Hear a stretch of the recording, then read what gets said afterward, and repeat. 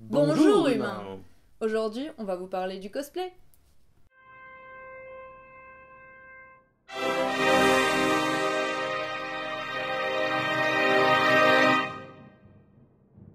Le cosplay est un mot valise rapprochant les mots costume et play.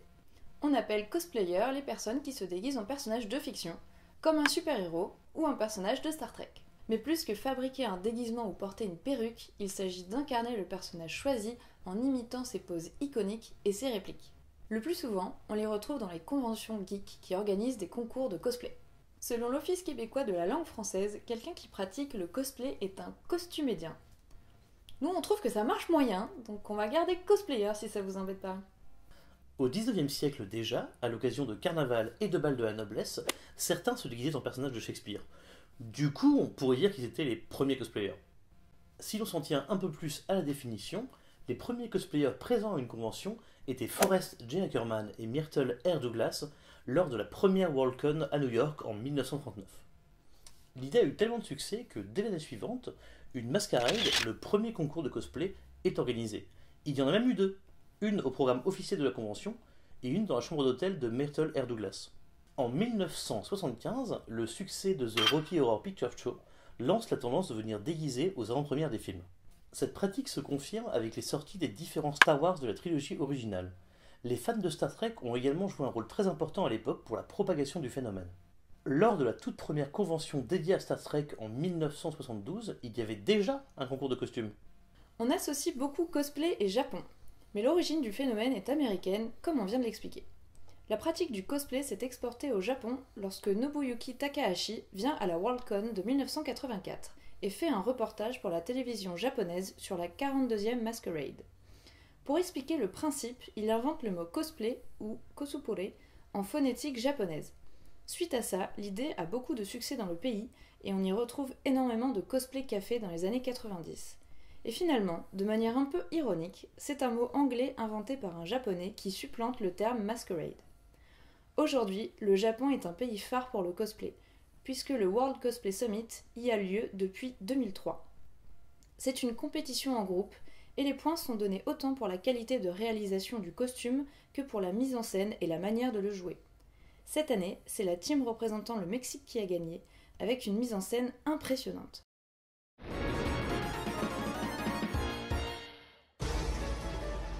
Round 1. Fight! Yoga.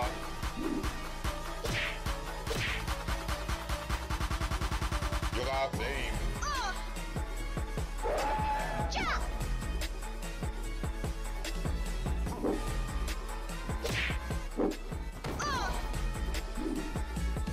Yoga fire.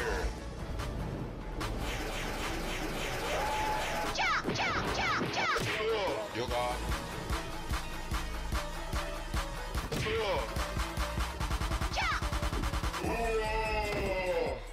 You win! Mais finalement, pourquoi faire du cosplay? Pour tout un tas de raisons excellentes. On peut faire du cosplay pour exprimer sa passion et la faire entrer concrètement dans son quotidien, mais également pour s'amuser. Les gens font du cosplay pour se sentir comme leur héros pendant une journée, comme un fan de foot qui va porter le maillot de son joueur favori. C'est également pour le défi de fabriquer un costume de fiction dont le design n'est pas forcément réaliste.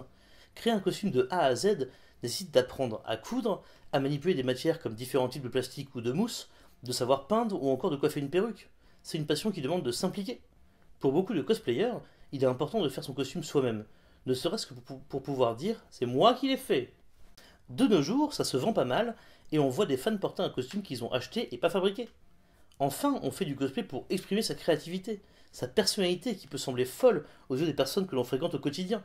C'est un moyen de sortir de la norme dans un environnement respectueux, s'affirmer et booster sa confiance en soi. Dans l'idéal, c'est un environnement respectueux. Malheureusement, il y a beaucoup d'histoires un peu glauques dans le milieu du cosplay.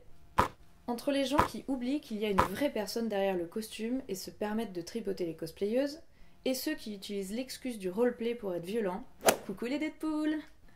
Bref, l'univers cosplay n'est pas tout rose. Vous verrez souvent des affiches « Cosplay is not consent » accrochées partout dans les conventions. Parce que visiblement, il faut encore le rappeler. En même temps, quand on est une femme, c'est assez compliqué de trouver un personnage qui ne soit pas dénudé. Du coup, beaucoup de cosplayeuses font ce qu'on appelle du gender swap, c'est-à-dire incarner un personnage du genre opposé en l'adaptant pour qu'il colle plus à son genre. Attention, ça marche aussi pour les cosplayers. C'est vrai que c'est plutôt sympa parce que ça permet d'être encore plus créatif en créant sa propre variation d'un costume célèbre. Une autre façon de se l'approprier est de créer une version steampunk ou une version plus moderne d'un personnage. Ça j'aime bien. Le cosplay ne se pratique pas de la même façon partout dans le monde. Les critères définissant un bon cosplay varient selon les endroits. Au Japon par exemple, c'est la ressemblance physique avec le personnage qui prime et la mise en scène dans des photoshoots quasi professionnels. Aux États-Unis, les cosplayers se concentrent sur la prestation scénique et le jeu d'acteur. Tout ça pour montrer son costume en vidéo plutôt qu'en photo. Enfin, en Europe, on a plutôt un mélange des deux tendances. On va se concentrer sur la qualité des costumes avant tout pour s'amuser et se faire plaisir. On voulait vous parler du cosplay dans cette vidéo parce qu'on le pratique nous-mêmes depuis peu. On est encore des noobs, mais ça nous plaît beaucoup. On a d'ailleurs participé à l'édition de septembre 2018 de Facts, avec un costume en duo de Magneto et de la Sorcière Rouge. C'était trop cool, même si les gens ont tendance à marcher sur nos capes. Mais c'est trop la classe les capes. En bref, le cosplay c'est bien cool. On espère que cette vidéo vous aura donné envie de vous y mettre. D'ailleurs, c'est quoi votre prochain costume ? Allez, Salut les nerds.